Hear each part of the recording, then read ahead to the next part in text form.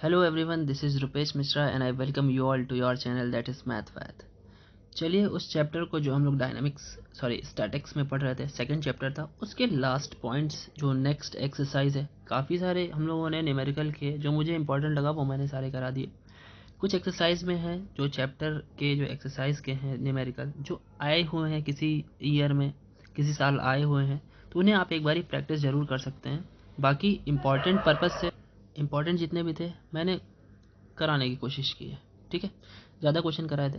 तो अभी next point पे चलते हैं जो कि हमारा reduction of coplanar forces to a single force and a single couple. मतलब ढेर सारे फोर्सेस अगर अप्लाइड हैं अलग अलग पॉइंट्स पर किसी एक रिजिड बॉडी में, जैसे मान लेते हैं कोई बॉडी ले लेते हैं, फटाफट से समझते हैं इसको। जैसे कोई भी एक बॉडी है, जैसे मान लेते हैं एक बॉडी है, ठीक है। अब इस बॉडी में लेट से एक्सीज एक बना लेता हूँ मैं, एक्स एक्सिस और वाई एक्सिस, हमारी एक्स एक्सिस और ये वाई एक्सिस है, ठीक है। और इसके अलग अलग पॉइंट्स हैं। जैसे मान लेता हूँ एक पॉइंट यहाँ पर है, एक पॉइंट यहाँ पर है जिस पर एक फोर्स अप्लाइड है F1, ठीक है। एक पॉइंट यहाँ पर है जिस पर फोर्स अप्लाइड है F2, ठीक है। एक पॉइंट यहाँ पर है जिस पर फोर्स अप्लाइड है F3।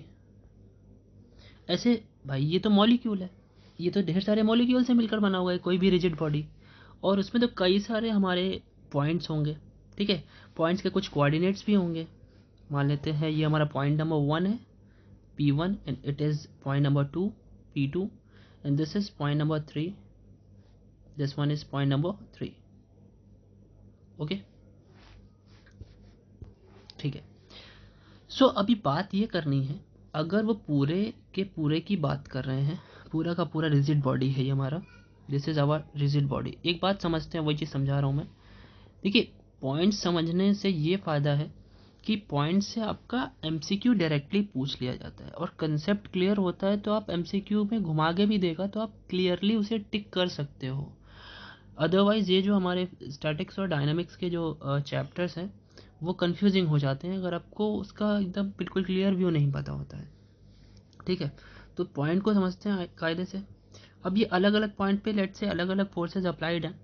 अब इन सारे फोर्सेस को हम लोग रिजॉल्व कर लेते हैं। जैसे कि फर्स्ट चैप्टर में हम लोगों ने सीखा कि इसे रिजॉल्व कैसे किया जाता है ना। जहाँ पे हुआ करता था कि अगर मैं जो हमारे दो फोर्सेस थे आपको याद दिलाते हैं, एक पी था और एक क्यू था, उनके बीच में एक एंगल हुआ करता था अल्फ़ा, और उसके मिडिल में से एक हमारा रिजल्टेंट जाता था।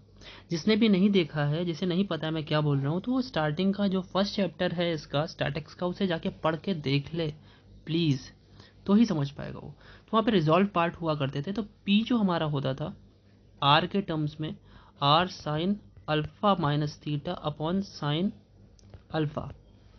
मतलब पी को आर के डायरेक्शन में या आर को पी के डायरेक्शन में अगर आप कर रहे हो, और यहाँ पे जो थीटा की बात आप देख रहे हो वो थीटा ये होता था पी का रिजल्टेंट के साथ एंगल थीटा और पी का क्यू के साथ एंगल अल्फ़ा हुआ करता था। और जो क्यू निकालते थे वो होता था हमारा R sine theta upon sine alpha, मतलब दोनों में अपॉन में अल्फ़ा सेम रहता था। और अगर यही दोनों, मतलब ये दोनों के दोनों हमारे पी और क्यू अगर 90 डिग्री पे वर्क करते, पी और क्यू, जैसे कि हम लोगों ने यहाँ पे एक्स एक्सिस और वाई एक्सिस की बात की है, तो 90 डिग्री पे वर्क करते तो यहाँ पे अल्फ़ा 90 हो जाता है ना। और जैसे आप 90 रखते तो ये जो होते ये कन्वर्ट हो जाते, P is equal to R sine 90 minus theta cos theta हो जाता, कॉस अल्फा सॉरी हो जाता। 90 नीचे भी 90 रखते यहाँ पे और ऊपर भी 90 रखते, तो साइन 90 की वैल्यू 1, यहाँ पे भी साइन 90 की वैल्यू 1। तो पी जो होता है वो आर कॉस थीटा में बदल जाता है और क्यू जो होता है वो आर साइन थीटा में। तो आपको पता भी है कि किसी भी फोर्स को अगर एक्स एक्सिस पे लाना है, किसी भी वैल्यू को एक्स एक्सिस पे लाना है, तो उसका कॉस के साथ मल्टीप्लिकेशन करना होता है क्योंकि थीटा यहीं पे होता है। और अगर वाई एक्सिस पे ले जाना है तो साइन का मल्टीप्लिकेशन करना है। तो ये तो फिलहाल ओवरऑल ये रिजॉल्व पार्ट होता था, ठीक है। ये देख लीजिएगा आप लोग, वीडियो में बहुत अच्छे से बताया गया है और कुछ एग्जांपल्स भी लिए गए हैं। मैं इसके आगे बढ़ता हूँ, ठीक है। तो यहाँ पे भी हम लोग इसका रिजोल्यूशन करते हैं। ये जो हमारे फोर्सेज हैं F1 F2 F3, ठीक है। तो जो हमारा फोर्स F1 है उसे मैं एक्स एक्सिस के पैरेलल, तो एक्स एक्सिस के पैरेलल ये फोर्स हमारा लेट से x1 हो जाएगा, और वाई एक्सिस के पैरेलल इसको हम रिजॉल्व करेंगे तो ये y1 हो जाएगा फोर्स, ठीक है। कैपिटल y1 कर रहा हूँ। ऐसे यहाँ पर हमारा ये कैपिटल x2 हो जाएगा और यहाँ पर कैपिटल y2 हो जाएगा। ऐसे यहाँ पे कैपिटल x3 हो जाएगा और यहाँ पे कैपिटल y3 होगा। ठीक है, तो अब सही से देखें तो x एक्सिस के पैरेलल 3 फोर्सेस दिख रहे हैं हमें, x1, x2 और x3, क्योंकि मैंने 3 पॉइंट्स की बात की है। ऐसे y एक्सिस के पैरेलल y1, y2, y3 यहाँ पे भी होगा, लिख नहीं रहा हूँ, आप समझ जाएंगे। तो हमने तो सिर्फ 3 पॉइंट्स की बात की है, 3 मॉलिक्यूल, 3 छोटे छोटे कणों की बात की है। बाकी ये तो हमारा पूरा का पूरा रिजिड बॉडी जो होगा वो बहुत सारे पार्टिकल्स होंगे इसमें। लेट्स से इसमें n पार्टिकल्स हैं, तो हम फोर्सेस कितने ले लेना है, n फोर्सेस ले लेना है। सिर्फ 3 दिखाया मैंने, ऐसे करते करते मैंने कितने ले लिए, n फोर्सेस ले लिए। पॉइंट्स कितने ले लिए, पॉइंट्स भी n लेने पड़ेंगे भाई। पॉइंट P1 जो होगा उसके कोऑर्डिनेट क्या होने चाहिए, x1 y1। ठीक है, पॉइंट नंबर P2 जो होगा that will B x2 and y2। Point number P3 क्या होगा, मैंने 3 लिखे हैं इसे तीनों में लिख दे रहा हूँ, x3 y3। ऐसे करते करते अगर मैं पॉइंट नंबर Pn लेता हूँ then that will be xn yn। ये पॉइंट्स हो गए और ये हमारे फोर्सेस हो गए, कोई दिक्कत नहीं है। अच्छा ठीक है, यहाँ तक क्लियर है। अब एक बात और समझते हैं, हमारा जो मूवमेंट और कपल, किसी एक पॉइंट के अराउंड या किसी भी एक फोर्स के अराउंड हमारा मूवमेंट क्या हो रहा है और कपल कैसे लग रहा है, इसको थोड़ा सा समझ लेते हैं। तो आगे की पॉइंट्स और थ्योरम जो हैं, 5 थ्योरम है, वो समझने में आसानी रहेगी। चलिए देखते हैं। अब देखिए, किसी सिंगल एक फोर्स को लेकर के बात कर लेता हूँ मैं, ठीक है, तो आपको और अच्छे से समझ में आएगा। जो एक फोर्स लिया था मैंने F1, ठीक है, और उसका रिजॉल्व पार्ट जो था हमारा वो इधर था x1, और ये हमारा y1। ये x1 और y1 भी हमारे फोर्सेस हैं, ठीक है, रिजॉल्व पार्ट है F1 के। पॉइंट क्या है हमारा, पॉइंट हमारा ये P है, और P जो है हमारा वो x1 और y1 करके। तो यानी कह दें, अगर हम आपसे थोड़ा सा मैं इसे शो करता हूँ, इसलिए मैं ऐसे बनाता हूँ, इसकी डिस्टेंस ढूंढ रहा हूँ थोड़ा सा, ठीक है। इसकी डिस्टेंस है, ये डिस्टेंस कितनी होगी भाई, ये डिस्टेंस होगी, अगर हमने P पॉइंट को x1 y1 कहा है, ठीक है, सो ये डिस्टेंस, ये लेंथ जो होगी वो y1 होगी, सीधी सी बात है। और मैं कहूँ कि जरा ये डिस्टेंस बताइए, so that will B x1, ठीक है। तो ये लेंथ हमारी x1 होगी और ये लेंथ हमारी y1 होगी। क्यों ऐसा कह रहा हूँ, अभी आप समझ जाओगे। देखिए, मैं बात कर रहा था मोमेंट एट P पॉइंट पे मोमेंट की बात कर रहे हैं, P1 की बात करते हैं। तो देखिए, मोमेंट जो आएगा हमारा, यहाँ पे मोमेंट 2 तरह के होंगे। 2 तरीके के मोमेंट कैसे, एक हमारे x एक्सिस के पैरेलल होगा और एक y एक्सिस के पैरेलल होगा। क्यों भाई, एक x एक्सिस के पैरेलल, तो अब समझते हैं, देखिए ध्यान से सुनिएगा। x एक्सिस पे मोमेंट का फॉर्मूला क्या होता है, पहले पढ़ा हुआ हम लोगों ने। मोमेंट जो होता है टॉर्क इज इक्वल टू क्या होता है, फोर्स इनटू परपेंडिकुलर डिस्टेंस, ये होता है। हम लोग इसको पहले भी पढ़ चुके हैं, स्टार्टिंग की वीडियो में हम लोगों ने पढ़ा था, जब हम लोगों ने प्रिलिमिनरी जो कॉन्सेप्ट्स पढ़े थे उन पे पढ़ा हुआ था। सो जरा x एक्सिस पे बात कर रहे हैं आप, x एक्सिस पे बात करनी है, और सेकेंडरी हमें y एक्सिस पे बात करनी है, ठीक है। सेकेंडरी जो बात करनी है वो y एक्सिस पे बात करनी है। अब समझते हैं, ध्यान से सुनिएगा। देखिए, अगर आप किसी पर भी फोर्स अप्लाई कर रहे हैं और वो मूव करने की डायरेक्शन में है, यानी घूम रहा है, तो या तो आप उसे क्लॉकवाइज ले लो या तो एंटी क्लॉकवाइज ले लो। वैसे ये सपोर्टिंग में इसलिए ज़्यादा रहता है, एंटी क्लॉकवाइज वर्जन जो होता है, इस केस में थीटा पॉजिटिव होता है, तो एंटी क्लॉकवाइज वर्जन लेना चाहिए हमें, ठीक है। अच्छा, तो अब एंटी क्लॉकवाइज मतलब, एंटी क्लॉकवाइज हमारा ऐसे होता है, देखिए स्टूडेंट्स, ये दोनों जो डायरेक्शंस थी हमारी, क्लॉकवाइज चाहे एंटी क्लॉकवाइज, वैसे आपकी बुक में ये लिया हुआ है, ठीक है, तो मैं इससे ही बताता हूँ।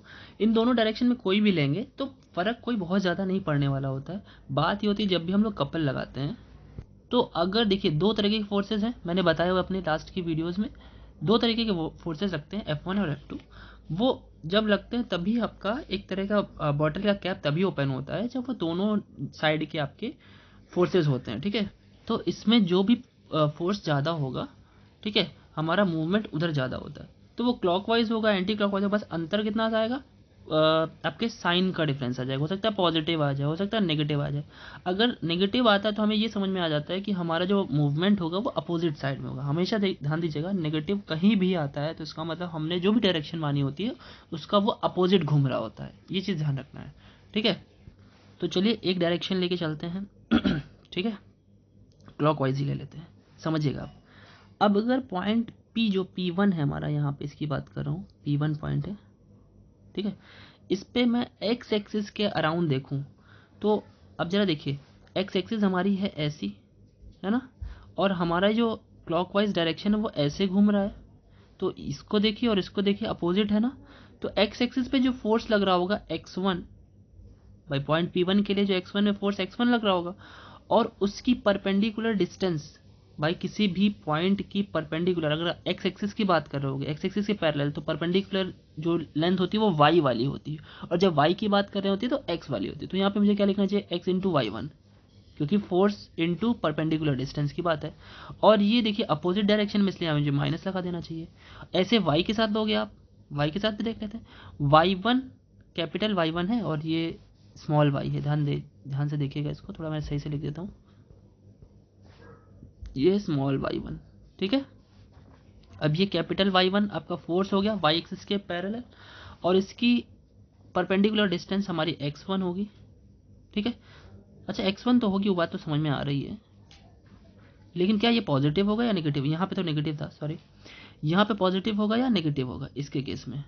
तो इसके केस में देखिए, अगर मैं क्लॉकवाइज डायरेक्शन की बात कर रहा हूँ, ठीक है तो ये ऐसे घूम के फिर ये ऐसे जाने वाला, मतलब यहाँ पे अगर मैं ऐसे लगाऊं, ऐसे करके, तो ये डायरेक्शन तो मैच कर जाएगी, इसलिए जो हमारा y पे लिया जाए अगर हम लें, तो हमारी क्या होगी, वो पॉजिटिव लिया जाएगा, उसका जो हमारा मूवमेंट आएगा वो पॉजिटिव रहेगा, मतलब ये पॉजिटिव रहेगा। तो कुल मिला करके अगर बात की जाए, ये जो दोनों मूवमेंट हमारे आ गए y एक्सिस पे और x एक्सिस पे। अब देखिए सीधी सी बात करते हैं, कपल एट P1 पॉइंट, हमारा P1 पॉइंट पे कपल ओवरऑल G जिसे बोलते हैं वो क्या बनेगा, G से डिनोट करते हैं, ठीक है, G से डिनोट आप कर सकते हो। तो देखिए दोनों का इंटीग्रल सम, मतलब जैसा ये साइन के साथ है वैसे वैसे लिख लो आप, y1 into perpendicular distance minus capital x1 into y1, ये हमारा G1 हो सकता है, कह सकते हैं आप G1 हो गया, ठीक है, G1 लिख लो, ज़्यादा अच्छा है। अब ये सिंगल पॉइंट के लिए मैंने लिखा, ऐसे सारे पॉइंट्स के लिए क्या होगा, चलिए मैं इसका पूरा रिजल्टेंट आपको समझाता हूँ। ये पहला पॉइंट बहुत इंपॉर्टेंट है, इसके बाद की 5 थ्योरम इसी पे बेस्ड है, वो सब क्लियर हो जाएंगे। चलिए समझते हैं। देखिए ऐसे अगर मैं G2 की बात करूँ, G2 तो क्या होना चाहिए भाई, बिल्कुल वैसे लिखेंगे, क्या होगा G2 भाई, y2 और x2, बिल्कुल वैसे ही दिखा देता हूँ आपको, y1 x1 था, y2 x2 हो गया, x1 y1 होगा, x1 y2, यहाँ माइनस x1 और सॉरी 1 नहीं है 2 होगा ना, x2 और y2, यहाँ जितने भी कैपिटल लेटर्स हैं वो रिजॉल्व पार्ट ऑफ फोर्स हैं, रिस्पेक्टिव फोर्स हैं, और जो स्मॉल है वो कोऑर्डिनेट्स हैं। तो ऐसे आप सारे के सारे लिख सकते हो। Gn क्या लिखोगे, Gn आपका हो गया yn small xn minus capital x1 yn।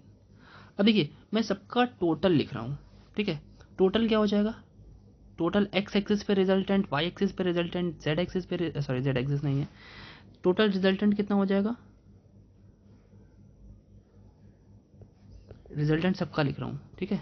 देखिए ध्यान से, अगर मैं बात करता हूँ x1 force plus x2 force plus x3 सबको जोड़ देता हूँ, कहाँ तक, xn तक, तो इसे आप सिंपल सा सिग्मा एक्स आर लिख लो, ज़्यादा अच्छा लगेगा, और आर की वैल्यू 1 से स्टार्ट करनी है, कहाँ तक जानी है, n। आई होप कि आप सभी को सिग्मा का यूज़ आता होगा, नोटेशन, ठीक है। तो और इसे इतना लिखने से अच्छा है मैं कैपिटल एक्स ही क्यों ना लिख दूँ, ठीक है। ऐसे y पे भी बात कर लेता हूँ, y1 प्लस y2, जितने भी हमारे रिजिड बॉडी को बनाने के लिए जितने भी एलिमेंट्स थे, उसमें जितने भी पॉइंट्स यूज़ हुए हैं वो सारे के सारे यहाँ ले लिए मैंने, ठीक है। तो ये भी होगा sigma r is equal to 1 to n, ये लोअर लिमिट और अपर लिमिट की बात है, और ठीक है, और ये वाई आर कर देता हूँ, तो सिंपली से y लिख लिया।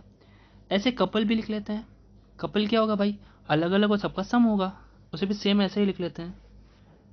देखिए क्या होगा, वो भी होगा G is equal to G1 plus G2, ऐसे जितने भी लग रहे हैं पूरे के पूरे रिजिड बॉडी में, तो वैसे उसे पूरा लिख ही देता हूँ। देखिए क्या था भाई, y1 x1 minus x1 y1, ये पहला था g1, क्यों, प्लस g2 की बात करें y2 x2 minus x2 y2 plus dot dot dot dot, at last लिखता हूँ yn xn minus xn yn।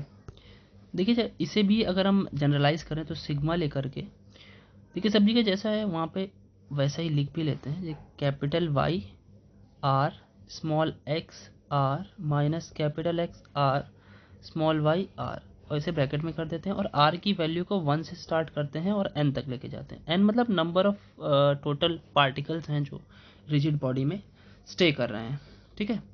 अब थोड़ी देर के लिए ये समझ लेते हैं इनका जो रिजल्टेंट होगा कैपिटल R जो होगा भाई x और y फोर्सेस का, ये पॉइंट नंबर नेक्स्ट पॉइंट है, एक तरीके से आप ले सकते हैं, ये G वाला पॉइंट था, ये भी पॉइंट है, तो ये क्या बना था भाई, देखिए ये बनेगा वही हमारे फोर्सेस का रिजल्टेंट है ना, ये तो X square plus Y square. एक चीज़ और यहाँ पे समझ लीजिए कि भाई अगर यहाँ पे फोर्सेस हैं इतने ढेर सारे, तो अगर मैं यहाँ पे एंगल की बात करता तो ये एंगल थोड़ी देर के लिए थीटा अगर मैं रख लूँ, इस एंगल की बात कर रहा हूँ थीटा, ठीक है। तो टोटल टेन थीटा की बात करें अगर इसी पॉइंट में, जैसे अगर मैं कहूँ कि टेन थीटा फाइंड आउट करिए, तो आपको टोटल रिजल्टेंट y निकालना है और टोटल रिजल्टेंट x निकालना है और दोनों को डिवाइड कर देना, थीटा भी आ जाएगा आपका, ठीक है, क्लियर है ना। अच्छा, तो ये पॉइंट एकदम अच्छे से एक बारी और रिवीजन कर लीजिएगा क्योंकि ये पॉइंट बहुत ज़रूरी है। अब थ्योरम की बात करते हैं, थ्योरम 5 थ्योरम है, पहले थ्योरम पे चलते हैं, चलिए चलते हैं थ्योरम की तरफ। देखिए जो थ्योरम है हमारी वो क्या है, to find the moment of a system of coplanar forces acting on a rigid body, ठीक है, वो तो पहले ही फाइंड आउट कर लिया, लेकिन इसने क्या बोला, एक नया चीज़ ये दिया about point Q A comma B. अच्छा, आपके जो बुक्स में और भी कुछ पॉइंट के नेम दे सकता है, लाइक आपकी बुक है सिग्मा ईटा और साई, या जाई दे सकता है या काई दे सकता है, ये कई सारे नेम्स हैं जो लोगों ने पढ़ा होगा उन्होंने सुना होगा, तो मैंने सिंपली ए और बी ले लिया, आप इसे कोई भी नेम दे सकते हो, ठीक है, तो कोई दिक्कत नहीं है। अब देखिए किसी पॉइंट के अबाउट अगर ये चीज़ करना हो तो क्या करते हैं, जरा ध्यान से सुनते हैं, मैं सिर्फ एक पॉइंट को समझाता हूँ, उसके बाद टोटल अपने आप समझ में आ जाएगा। देखिए ये एक्स एक्सिस था, ये टोटल वाई एक्सिस, या आप यूँ कह सकते हैं total force on X axis और total force on Y axis. तो देखिए एक पॉइंट लेते हैं, पहले तो अपना फोर्स बना लेते हैं, कहीं भी एक फोर्स F1 मैंने लगा दिया, जैसे पिछले में समझाया सेम वही चलेंगे, इसलिए मैं बोल रहा था पहला पॉइंट अच्छे से समझ लीजिए। इसका एक्स एक्सिस के पैरेलल में हमारा x1 हो गया रिजॉल्व पार्ट, वाई एक्सिस के पैरेलल में y1 हो गया। पॉइंट हमारा कुछ भी है, ये लेट से ये पॉइंट मैं मान लेता हूँ P है, ठीक है, ये पॉइंट हमारा P है, ठीक है। अब एक पॉइंट मैंने Q कहीं बनाया, इधर बना दिया, कहीं भी बना सकते हैं आप, ये Q पॉइंट है, ठीक है।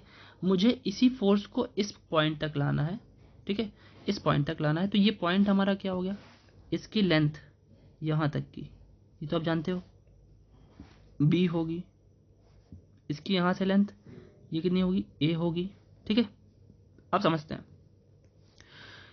क्लास 12 में हम लोगों ने ज्योमेट्री पढ़ी हुई है, 11th में पढ़ी हुई है, हालांकि ज्योमेट्री अब उतनी रही नहीं, तो हम लोग क्या करते थे, शिफ्टिंग ऑफ ओरिजिन पढ़ते थे। तो शिफ्टिंग ऑफ ओरिजिन में होता ये था कि अगर आप कोऑर्डिनेट चेंज कर रहे हो, लेट से x1 से कोई पॉइंट चेंज करके कहीं और चला गया, तो हम क्या करते थे, उस पॉइंट को x1 में से माइनस कर दिया करते थे, जो भी हमारा पॉइंट हुआ करता था उसे हम माइनस कर देते थे, और y1 में जो भी पॉइंट हुआ करता था चेंजमेंट होने के बाद y1 में से भी वही माइनस कर दिया करते थे, इस तरीके से, जो कि यहाँ b है तो b माइनस कर देंगे।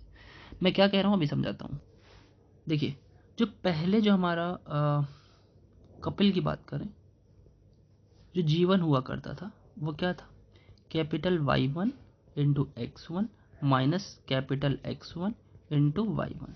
लेकिन अभी क्या है, ये पॉइंट किस पॉइंट पे था, कपल एट P, ये कपल एट P था। अब मैं बात करूँ कपल एट Q, क्योंकि उसी की तो बात करनी है ना, couple at Q is equal to, अब उसे कुछ नया नेम दे सकते हैं आप, G1 डैश दे दीजिए, चलिए G1 डैश। तो भाई देखिए G1 डैश जो हमारा होगा वो होगा क्या, फोर्स तो उतना ही है, ठीक है, x1 जो हमारा पॉइंट है वो रिप्लेस करके आप ए पे ला रहे हो, तो क्या है भाई, P से Q पे ला रहे हो तो वही पॉइंट हमारा सब्ट्रैक्ट हो जाएगा, और माइनस में x1, और यहाँ पे भी वही पॉइंट हमारा सब्ट्रैक्ट हो जाएगा। तो बात समझ में आई? अच्छा ठीक, इसे थोड़ा मल्टीप्लाई करके लिख लेते हैं। तो जब आप इसे मल्टीप्लाई करोगे तो G1 डैश जो बनेगा आपका, वो सेम, पहले वैसे तो अलग अलग तो हो ही जाएगा कि y1 x1 बिल्कुल वैसे जैसे आप अलग करते थे उसे अलग वैसे ही कर लो, x1 y1। बाकी जो आपने मल्टीप्लाई किया होगा वो पॉइंट भी अलग अलग करके दिखा देता हूँ मैं आपको। भाई y1 को a के साथ मल्टीप्लाई किया होगा तो वो भी लिख लेते हैं कि y1 इंटू ए और प्लस x1 इंटू बी, ये वाला प्लस हुआ होगा, हाँ प्लस x1 इंटू बी। तो यहाँ पे जो इतना मटेरियल आपके सामने आ रहा है तो जाना पे जाना लग रहा है कि G1 डैश, ये तो G1 है, ये तो P जो पॉइंट पर लग रहा था वो है, ठीक है, माइनस y1 a, या आप एक काम करो कि a को लेफ्ट में लिखो क्योंकि पॉइंट है ना वो, तो फोर्स कैपिटल लेटर को बाद में लिखते हैं, प्लस b इंटू x1, ठीक है। तो ये आपका क्या आ गया, अगर आपने फोर्स को किसी दूसरे पॉइंट के अकॉर्डिंग चेंज किया तो आपका दूसरे पॉइंट पर जो कपल आएगा वो ये आएगा, ठीक है। और ये एक सिंगल एक फोर्स की बात नहीं हो रही है अभी, ये तो हमें तो पूरे पूरे बॉडी पे बात करनी है ना, तो कई सारे फोर्सेस होंगे। तो अब देखिए, अगर मैं आपसे कहूँ कि टोटल कपल अगर बात करूँ पूरे के पूरे सिस्टम में, तो उसका नेम लेट से जी डैश रख देता हूँ, ठीक है। तो वो क्या होगा, जितने भी जी हमारे आएंगे उन सब का सम होगा, जितने भी जी आएंगे, लाइक मैं ये इसे जी टी नाम देता हूँ, जी टोटल। तो ये सिग्मा जी डैश सारे के सारे हो जाएंगे, दैट मीन्स क्या, G1 plus G1 dash plus G2 dash, जितने भी हमारे पार्ट, लेट से n फोर्सेज हैं तो n हमारे लगेंगे। अब सबको जैसे आप सिग्मा लगाओगे भाई, सीधी सी बात है, देखिए इसे मैं इक्वेशन नंबर 1 मान लेता हूँ, ठीक है। अब इसी में दोनों साइड में मैं सिग्मा लगा देता हूँ, ठीक। देखिए, तो मैं सिग्मा अगर लगाता तो क्या लिखता, इज इक्वल टू सिग्मा, तो क्या होगा भाई, जब आप लेफ्ट हैंड साइड में सिग्मा यहाँ पे लगाओगे तो कुल मिला के आएगा तो वो जी टी ही, मतलब टोटल तो आएगा जी टी डैश, ठीक है।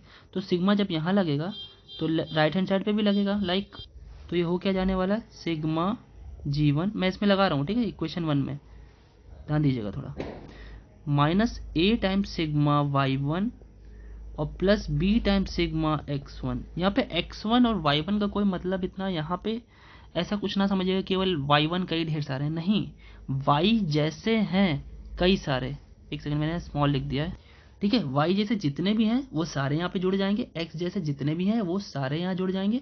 तो ओवरऑल हम लोग क्या लिख सकते हैं, ये जो हमारा सिग्मा y1 लिखा है ना मैंने, ये हमारा टोटल y हो गया, ये हमारा टोटल x हो गया। तो इसे हम लोग रिजल्ट में क्या लिखेंगे एट लास्ट, देखिए दिखाते हैं। So at last this will be, total जो हमारा कपल आएगा, मैंने जी टी डैश नाम दिया है, वैसे केवल सिंपल जी डैश भी लिख सकते हैं क्योंकि एट लास्ट तो हमको एक ही जा करके उसे नोटेशन देना होता है ना।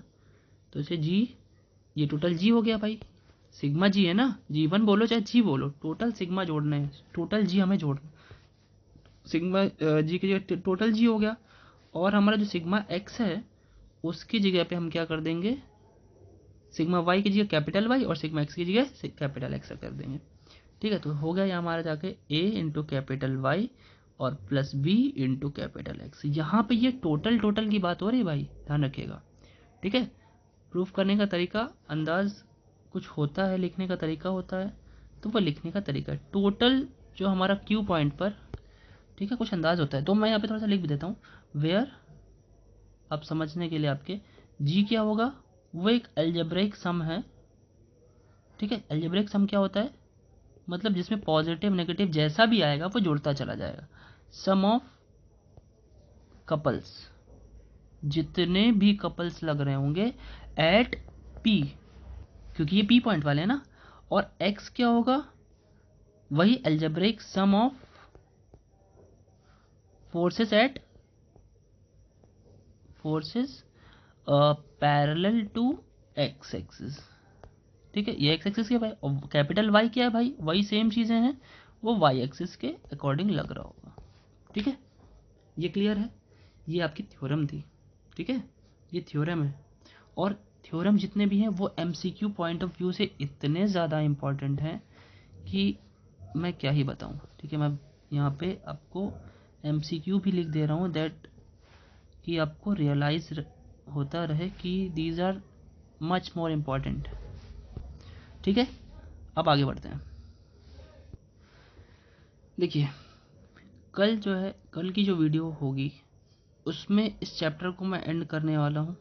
ठीक है, this chapter will be ended on the next video, क्योंकि इसके न्यूमेरिकल, इसमें जितने भी न्यूमेरिकल पहली बात तो ज़्यादा है नहीं, और जितने भी हैं those are not so important on your you know that point of view की mid term point of view से इतने इंपॉर्टेंट नहीं है। लेकिन जितने हैं, जो एक दो मुझे लगते हैं वो मैं करा दूंगा, और ये थ्योरम सारे के सारे इंपॉर्टेंट है क्योंकि ये डायरेक्टली MCQ में बहुत आती हैं। जो सेकंड चैप्टर है वो MCQ बेस पे ज़्यादा बन सकता है, सेकंड जो इसका पॉइंट है, जो एक्सरसाइज आज से हम लोगों ने पढ़ी। सो इसे मैं कल ख़त्म करूँगा, कल ये एंड हो जाएगा। ठीक है, और आप लोग को पता होना चाहिए कि MCQ की एक सीरीज़ मैं बनाने की कोशिश में हूँ और बन रही है धीरे धीरे। सो जैसे ही हम लोग चैप्टर्स, एक इनफ नंबर ऑफ चैप्टर्स ख़त्म करेंगे, like 4 to 5 chapters in statics and same in that dynamics, और डिफरेंशियल तो मैं सोच रहा हूँ कि ऑलमोस्ट ख़त्म ही करा दूँ इधर ही। ठीक है, तो उसके साथ ही साथ जैसे वो ख़त्म होगा, जो भी हमारा 10 डेज़ का गैप रहेगा फिर उसके बाद एग्ज़ाम में, या 7 दिन का जो भी है, उसमें ये सीरीज़ MCQ की आएगी। सो दिस इज़ एकदम बिल्कुल बहुत ही इंपॉर्टेंट होने वाली है ये जो सीरीज़ है, वो आपके मिड टर्म के बाद आपको मिल जाएगी। ठीक है, तब से मिलना शुरू हो जाए, मिड टर्म के लिए तैयारी हो रही है आपके। साथ ही साथ MCQ मैं कोशिश कर रहा हूँ कि जो अभी मेरे को मेल है वो मैं सेंड कर देता हूँ टेलीग्राम चैनल पे, आप लोग ज्वाइन कर लो, अगर नहीं किए हो तो कर लो उसको, तो वहाँ से तो वो मिल जाएगी। लेकिन साथ ही साथ जो मैं बना रहा हूँ, ठीक है, MCQ जो मैं बना रहा हूँ वो भी आपको ज़रूर करने हैं, वो मैं खुद ही कराऊँगा।